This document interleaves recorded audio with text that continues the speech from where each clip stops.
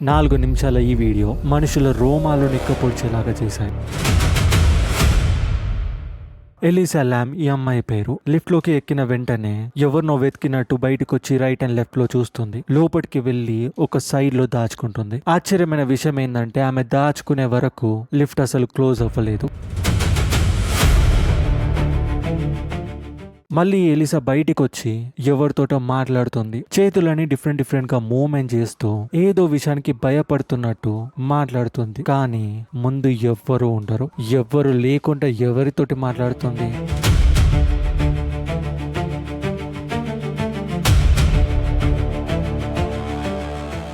ఇక మళ్ళీ లిఫ్ట్ లోకి వస్తుంది.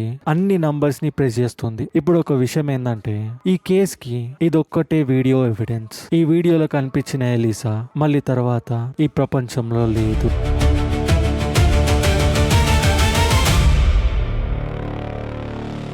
ఇప్పుడు వీడియో గేమ్ ఆడుకుంటే నేను మీకు స్టోరీ టైప్ లో ఎక్స్ప్లెనేషన్ ఇస్తాను. సో దట్ విజువల్స్ చూస్తుంటే కూడా మీకు ఒక ఎనర్జీ వస్తుంది, బోర్ కూడా కొట్టదు. ఈ వీడియో ఫుటేజ్ లాస్ ఏంజల్స్ లో ఒక హోటల్ ది. కానీ ఆ వీడియోలో ఉన్న అమ్మాయి ఎలిసా ల్యామ్. తను కెనడాకి చెందిన వెన్కోవర్ కి చెందిన అమ్మాయి. తన వయసు 21 సంవత్సరాలు. లాస్ ఏంజల్ కి వాళ్ళ ఊరికి చాలా దూరం ఉంటుంది. మరి అంత దూరం నుంచి ఈ అమ్మాయి లాస్ ఏంజల్ కి ఎందుకు వచ్చింది అనేది మొదటి క్వశ్చన్ ప్రతి ఒక్కరికి కూడా. తనేమి నార్మల్ అమ్మాయి కూడా కాదు. తను యూనివర్సిటీ ఆఫ్ బ్రిటిష్ కొలంబియాలో చదువుకుంది. తను ఇంకా బ్రేవెస్ట్ గర్ల్. వరల్డ్ ని కొన్ని ప్రదేశాలని చూడాలనే ఆసక్తి చాలా ఉంటుంది. తన సొంతంగా తను ఎక్స్ప్లోర్ చేయడానికి అమెరికా వెస్ట్ కోస్ట్ కి వెళ్ళింది. శాండియాగో నుంచి ట్రావెల్ చేస్తూ 28 జనవరి 2013 ఆ డేట్ అప్పుడు లాస్ ఏంజల్స్ కి వచ్చింది. తను వచ్చిన వెంటనే సీజల్ హోటల్ ని చూసింది. అందులో చెక్ ఇన్ అవ్వాలనుకుంది. ఇక్కడ క్వశ్చన్ ఏంటంటే లాస్ ఏంజల్స్ లో ఎన్నో హోటల్స్ ఉంటాయి, కానీ తను ఎందుకు ఇదే హోటల్ ని చూస్ చేసుకుంది? నేను ఎందుకు ఈ విషయం మీద స్ట్రెస్ చేస్తున్నా అంటే ముందు చెప్తాను ఆ హోటల్ గురించి. సరే, మేబీ తను చూస్ చేసుకుంది ఎందుకు అనుకుంటే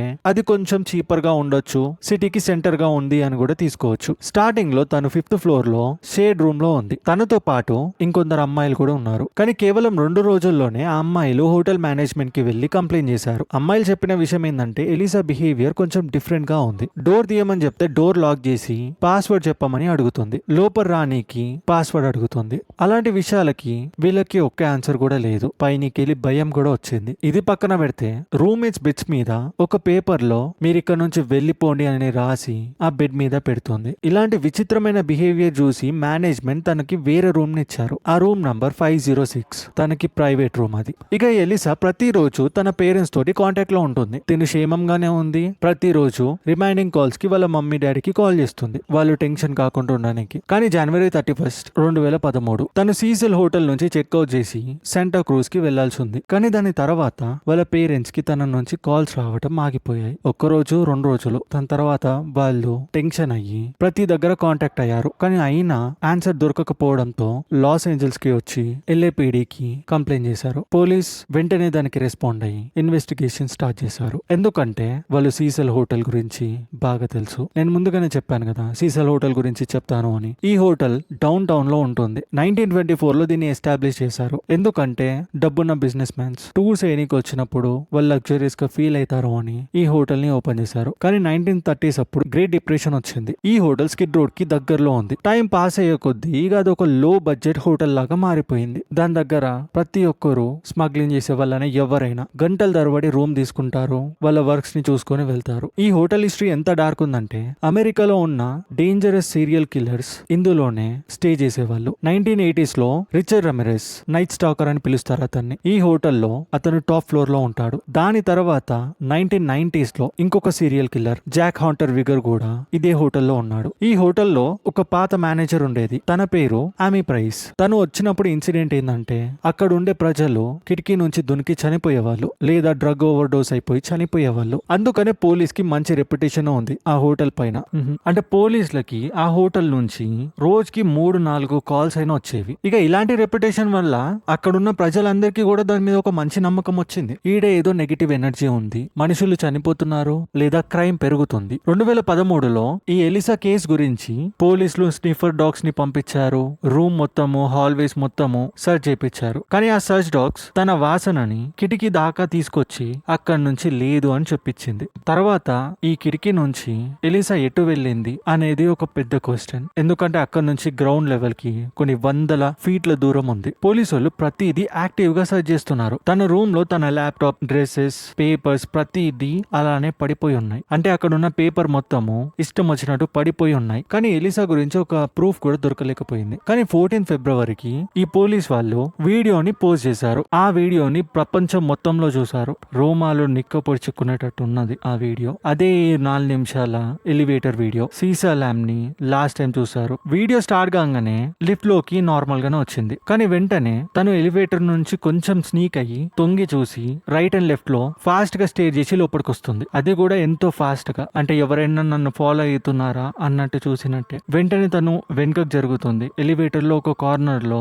తను దాచుకోవడానికి ట్రై చేస్తుంది. అది ఎలా అనిపిస్తుందంటే తను ఒక మర్డరర్ నుంచి లేదా ఒక థీఫ్ నుంచి తప్పించుకుంటూ దాచుకుంటున్నట్టే. తర్వాత ఎలివేటర్ లో చాలా నంబర్స్ ని ఫాస్ట్ గా నొక్కడం స్టార్ట్ చేస్తుంది. కానీ ఆశ్చర్యమైన విషయం ఏంటంటే ఎలివేటర్ డోర్స్ అయితే క్లోజ్ అవుతలేవు. తర్వాత బయటకు వచ్చి హాల్వేలో నిల్చుంటుంది. ఇక వెంటనే తన చేతితోటి మూవ్మెంట్ చేస్తూ ఎవరితోటో మాట్లాడుతుంది. అది కూడా చాలా విచిత్రంగా, వింతగా. ఆమె ఫింగర్స్ ని కూడా మీరు గమనించినట్టయితే అసలు చాలా డిఫరెంట్ గా సిగ్నల్స్ ని చూపిస్తుంది. అంటే సైన్ లాంగ్వేజ్ లో మాట్లాడినట్టే ఉంటుంది. కొంచెం టైం వరకు ఇలా చేసిన తర్వాత లెఫ్ట్ సైడ్ కారిడోర్ లో వెళ్ళిపోతుంది తను. దాని తర్వాతనే ఎలివేటర్ డోర్ బంద్ అవుతుంది. ఆ వీడియో ఇంటర్నెట్ లో అతి వేగంగా మూవ్ అయింది. ప్రజలు ఆ వీడియోని చూసి వాళ్ళంతటా వాళ్ళే ఇన్వెస్టిగేషన్ చేయడం స్టార్ట్ చేశారు. ఆ కొంచెం టైంలోనే ఎలిసా లేమ్ గురించి కొంచెం ఇన్ఫర్మేషన్ వచ్చింది. తను మిస్ అయిన టైం నుంచి 3 సంవత్సరాల క్రితం వరకు ఎలిసా ఎథర్ఫీల్డ్ అనే పేరుతోటి ఒక బ్లాగ్ పేజ్ ని ఓపెన్ చేసింది. తను అక్కడ ఫ్యాషన్ మోడల్ లాగా ఉండేది. తన లైఫ్ గురించి తను చెప్తూ ఉండేది. తన మెంటల్ హెల్త్ గురించి కూడా తను ఓపెన్ గా చెప్పేది. అంటే ఎలిసా బైపోలర్ డిసార్డర్ తోటి సఫర్ అవుతుంది. దాంతో పాటు ఇంకా సివియర్ డిప్రెషన్ కూడా ఉంది. బైపోలర్ డిసార్డర్ అంటే మనుషుల బిహేవియర్ వెంటనే చేంజ్ అవుతుంది. ఒక్కసారి డిప్రెషన్ లో ఉంటారు, ఒక్కసారి మ్యానిక్ ఫేజ్ లోకి వస్తారు, మళ్ళీ కవర్జేషన్ అవుతారు, విచిత్రంగా బిహేవ్ చేస్తారు. ఎలిసా వాళ్ళ ఫ్యామిలీకి కూడా ఈ డిసీజెస్ తనకుంది అని కూడా తెలుసు. తనకి మెడిసిన్స్ కూడా రెగ్యులర్ గా ఇస్తూ ఉండేవాళ్ళు. తను ప్రాపర్ గా తన మెడిసిన్స్ ని యూజ్ చేయకపోవడం వల్లనే తనకి హెల్యూసినేషన్స్ వస్తూ ఉంటాయి. ఒక్కసారి ఎంత సివియర్ అయిందంటే తను భయపడి తన బెడ్ కిందకి వెళ్లి దాచుకుంది. ఇక తనని హాస్పిటల్లో అడ్మిట్ చేశారు. ఈ విషయం వినగానే ఇన్వెస్టిగేషన్ పీపుల్ ఉంటారు కదా, అంటే తన బైపోలర్ డిసార్డర్ వల్లనే తను అలా బిహేవ్ చేసింది లిఫ్ట్ లో అని ఒక స్టేట్మెంట్ ని తీసుకుంటారు. మేబీ ఎలిసా ఎవరితోటైతే అయితే మాట్లాడుతుందో అది మనకు తప్ప తనకు కనిపిస్తున్నారు కావచ్చు. కానీ ఏదేమైనా ఒక క్వశ్చన్ మాత్రం ఉంది, ఎలిసా ఏమైపోయిందని. ఇక అదే టైంలో ఎలిసా వీడియో ఇంటర్నెట్ లో వైరల్ అయ్యేటప్పుడు ఈ సీజల్ హోటల్లో కూడా ఒక విషయం జరుగుతుంది. అదేంటంటే అక్కడున్న గెస్ట్లు కంప్లైంట్ చేస్తూ ఉన్నారు మేనేజర్ కి. వాళ్ళు చెప్పేది ఏంటంటే వాటర్ ట్యాప్ నుంచి ఇంకా షవర్ నుంచి చాలా డార్క్ బ్లాక్ వాటర్ వస్తున్నాయి. దాని తర్వాత వాటర్ ప్రెషర్ చాలా తగ్గిపోతుంది. కొన్ని డేస్ వరకు ఈ కంప్లైంట్ నడుస్తూనే ఉంది. దాని తర్వాత ఒక విచిత్రమైన స్మెల్ వచ్చే వాటర్ వస్తుంది. ఇక లాస్ట్ కి 19 ఫిబ్రవరి 2013 అప్పుడు హోటల్ మేనేజ్మెంట్ మెయింటెనెన్స్ వర్కర్ ని సెంటియాగో లోపెస్ ని టెర్రస్ మీదకి వెళ్లి చూడమని చెప్పారు. ఆ టెర్రస్ మీద వాటర్ ట్యాంక్స్ ఉన్నాయి. అందులో ఏమైనా ప్రాబ్లం ఉందా అని. హోటల్ పైన 4 పెద్ద ట్యాంక్స్ ఉన్నాయి. అంత పెద్ద హోటల్ కి ఆ 4 ట్యాంక్స్ వాటర్ ని సప్లై చేస్తాయి. ఎప్పుడైతే ఆ వ్యక్తి ట్యాంక్స్ వైపు చూశాడో అప్పుడు అందులో నుంచి ఒక ట్యాంక్ మూత ఓపెన్ అయ్యి ఉంది. తను ఎప్పుడైతే ట్యాంక్ మీదకి ఎక్కి లోపలి చూశాడో అతని బుర్ర బద్దలైంది. అంత డార్క్ వాటర్ లో ఒక అమ్మాయి బాడీ తేలుతూ ఉంది. తను ఎవరో కాదు, ఎలిసా లేమే. పోలీస్ ఇంకా ఫోరెన్సిక్ టీం వెంటనే అక్కడికి రీచ్ అయ్యారు. ఆ బాడీని తీశారు. ఇక ఆ మిస్టరీని ఇంకా మిస్టీరియస్ గా మార్చింది. ఎందుకంటే ఎలిసా బాడీ మీద ఒక్క డ్రెస్ కూడా లేదు. ఎగ్జాక్ట్లీ తను ఏం వేసుకుందో ఎలివేటర్ లో అవే డ్రెస్ ఆ ట్యాంక్ లో ఉన్నాయి. అవన్నీ డిఫరెంట్ గా ట్యాంక్ లో వేసి ఉన్నాయి. ఎలిసా ఎందుకు ఎలివేటర్ క్లోజ్ అవ్వగానే పైకి వచ్చి తన డ్రెస్ ని విప్పి అందులోకి దునకాల్సి వచ్చింది? ఇదే క్వశ్చన్ ప్రతి ఒక్కరి దగ్గర కూడా. విచిత్రమైన విషయం ఏంటంటే పైకి వెళ్ళటానికి అలార్మ్స్ ఉన్నాయి, లాక్స్ డోర్స్ ఉన్నాయి. కానీ తను అయినా ఎలా వెళ్ళింది? వెంటనే మనకు డౌట్ వచ్చేది ఏంది, ఆ హోటల్లో ఉండే ఒక ఎంప్లాయీ మేబీ తనకి హెల్ప్ చేస్తూ ఉండడు కావచ్చు, మేబీ తనకి వెంటనే ఉన్నాడు కావచ్చు. దాని తర్వాత సూపర్ న్యాచురల్ థియరీస్ కూడా వచ్చాయి. తన డెత్ ఎలా ఉంది అంటే ఇంటర్నెట్ లో కూడా ప్రతి ఒక్కరు అదే చెప్పారు. 2005లో ఒక హర్రర్ మూవీ వచ్చింది డార్క్ వాటర్ అని. ఆ మూవీ లాగానే ఎలిసా కేస్ కూడా ఉంది అని చెప్పారు. ఆ మూవీలో కూడా ట్యాప్ నుంచి బ్లాక్ వాటర్ వస్తుంటాయి. లాస్ట్ కి తెలిసి తెలిసేది ఏంటంటే ట్యాంక్ లో ఒక అమ్మాయి బాడీ ఉంది అని. మూవీ లాస్ట్ లో ఒక ఎలివేటర్ సీన్ కూడా ఉంది, అది ఎలిసా తోటి ఈజీగా మ్యాచ్ అవుతుంది. దీని తర్వాత ప్రతి ఒక్కరు అనుకునేది ఏంది, ఒక పారానార్మల్ యాక్టివిటీ, నెగిటివ్ ఎనర్జీ ఆ హోటల్లో ఉంది అనుకుంటున్నారు. లాస్ ఏంజల్స్ వాళ్ళు బాడీని ఆటాప్సీ చేశారు, ఇంకా టాక్సికాలజీ రిపోర్ట్ ని కూడా రిలీజ్ చేశారు. ప్రతి ఒక్కరు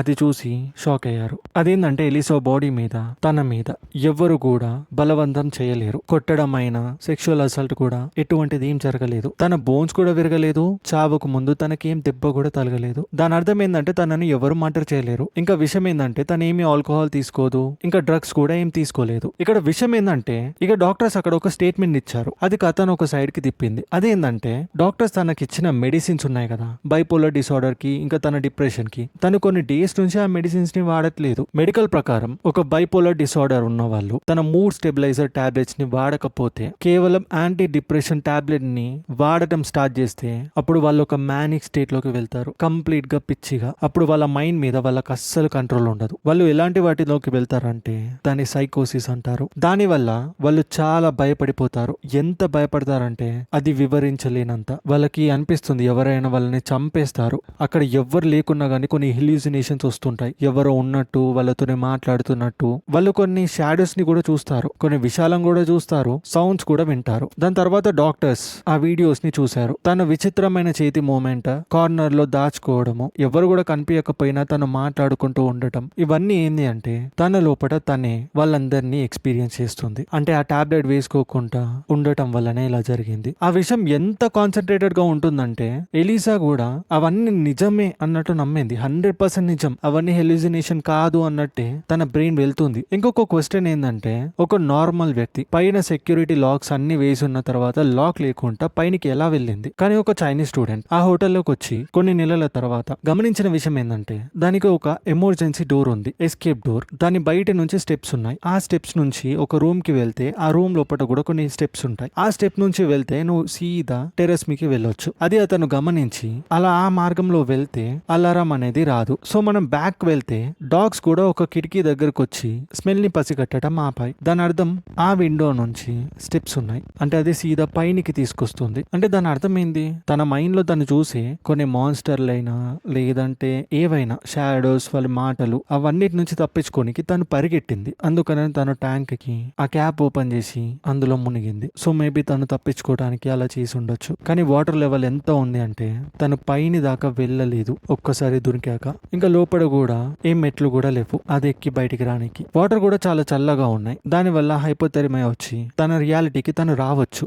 కానీ ఇక్కడ క్వశ్చన్ ఏంటంటే తన డ్రెస్ ఎందుకు ఇప్పి ఉంది? డ్రాయింగ్ ఎక్స్పర్ట్స్ ఉంటారు, ఫారెన్సిక్ వాళ్ళు కూడా చెప్పారు, ఒక వ్యక్తి వాటర్ లో మునిగినప్పుడు డ్రెస్ వేసుకొని ఆ డ్రెస్ వాటర్ అబ్జర్వ్ చేసుకొని వెయిట్ అవుతుంది, దానివల్ల కిందికి వెళ్ళిపోతారు, అంటే అది కిందికి గుంజుతుంది వెయిట్ వల్ల. అందుకనే ఎలిసా సర్ఫేస్ మీద తేలటానికి చాలా వరకు ట్రై చేసింది. తన లైఫ్ ని తను సేవ్ చేసుకోనికి తన డ్రెస్, ఆర్నమెంట్స్, వాచ్ ప్రతిదీ కూడా వదిలేసింది. ఇది బాడీకి ఒక న్యాచురల్ సర్వైవల్ రెస్పాన్స్. అంటే తను కొన్ని గంటల వరకు ఆ ట్యాంక్ లో సర్వైవ్ కానికి ట్రై చేసింది, ఒర్రింది, ఏదంటే అది చేసింది, కానీ ఎవరికి కూడా వినిపించలేదు. లాస్ట్ లో తను టైర్డ్ అయిపోయి చనిపోయింది. తనదేమి మర్డర్, పారానామినల్ యాక్టివిటీ కూడా లేదు, కానీ ఇది ఒక సైకలాజికల్ డిసార్డర్. దాని వల్లనే తను చనిపోయింది. తన చావు తర్వాత ఎలిసా పేరెంట్స్ ఆ హోటల్ మీద కంప్లైంట్ చేశారు, వాళ్ళ నెగ్లిజెన్స్ వల్లనే వాళ్ళ డాటర్ కి అలా అయింది అని. ఈ విషయం అనే కాదు, ప్రతి ఒక్కరు కూడా మనుషులు ఏదో పారానామినల్ యాక్టివిటీ ఉంది, ఏదో నెగిటివ్ ఉంది, మర్డరర్స్ ఉన్నారు అని ప్రతి దానికి భయపడుతూ ఉంటారు. కానీ అత్యంత డేంజరస్ విషయం ఏంటంటే మన లోపటనే కొన్ని ఉంటాయి, వాటిని మనం ఎక్స్పీరియన్స్ చేయట్లేదు, కొందరు చేస్తున్నారు. అదే తేడా.